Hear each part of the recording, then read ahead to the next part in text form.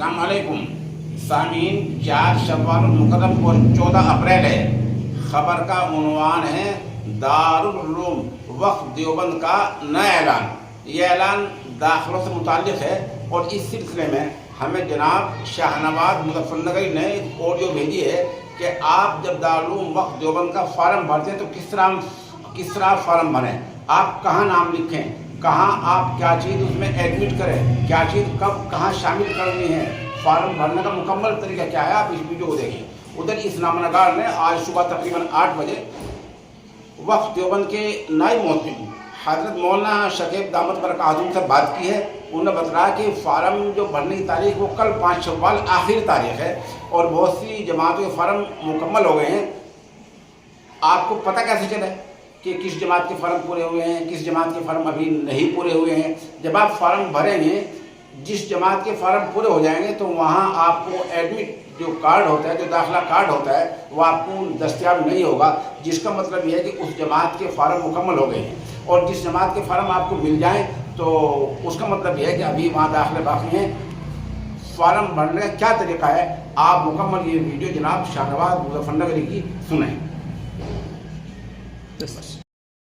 बिस्मिल्लाहिर्रहमानिर्रहीम। अस्सलामु अलैकुम वरहमतुल्लाहि वबरकातुहू।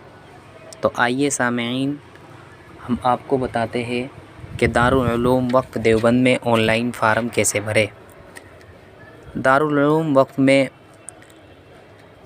फ़ार्म भरने के लिए हमको क्या करना पड़ेगा? सबसे पहले हमको गूगल पर जाना है। गूगल पर जाने के बाद हम अल जामिया अल इस्लामिया दारुल उलूम वक्फ देवबंद इस नाम से सर्च करेंगे तो दारुल उलूम की वेबसाइट हमारे सामने खुलकर आ जाएगी। उसके बाद जैसे ही हम साइट पर जाएंगे तो फिर हमको साइट पर जाने के बाद एक ऑप्शन अल जामिया के नाम से आएगा, उस पर हमको क्लिक करना है। क्लिक करने के बाद इधर राइट साइड में ऑनलाइन फ़ार्म कैसे भरें एक पीली पट्टी पर लिखा आएगा, तो हमको वहाँ क्लिक करना है। फिर उसके बाद जदीद दाखिलों से अहम हिदायत, हमको ये हिदायत पढ़नी है। फिर उसके बाद नीचे प्रोसीड आएगा, प्रोसीड पर क्लिक करना है। उसके बाद लिखा हुआ आएगा दाखिला फ़ार्म, यहाँ से भरे। तो सबसे पहले हमको अपना दर्जा सेलेक्ट करना है कि किस दर्जे में हम फ़ार्म भरना चाहते हैं।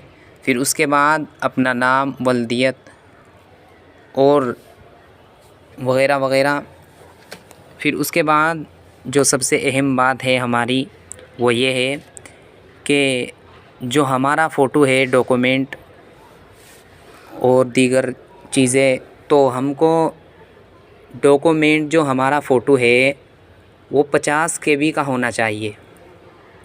जब हमारा फ़ोटो 50 KB का होगा तभी हमको हमारा फ़ोटो इसमें सेलेक्ट हो पाएगा। और आधार कार्ड का फ्रंट का फ़ोटो और बैक का फ़ोटो वो भी 50 KB का होना चाहिए। उस वक्त ही हमारा ये फ़ोटो डॉक्यूमेंट सेलेक्ट हो पाएंगे। फिर उसके बाद नीचे आ जाइए। नीचे आने के बाद सबमिट आता है, तो वहाँ सबमिट पर क्लिक करना है। फिर उसके बाद हमसे फ़ीस मांगी जाएगी, तो हमको 300 रुपये fees UPI ID, PhonePe, Paytm वगैरह से हमको फ़ीस दर्ज करनी है। उसके बाद जब हमारी फ़ीस दर्ज हो जाएगी, उसके बाद लिखा हुआ आएगा कि आपकी दरख्वास्त कबूल कर ली गई है और हमारा फ़ार्म निकल कर आ जाएगा। फिर हमको वो फ़ार्म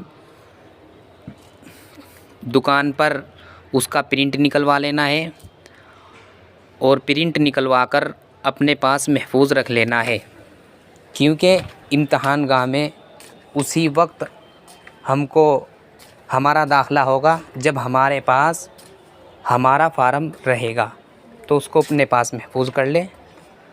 फ़क़त वस्सलाम।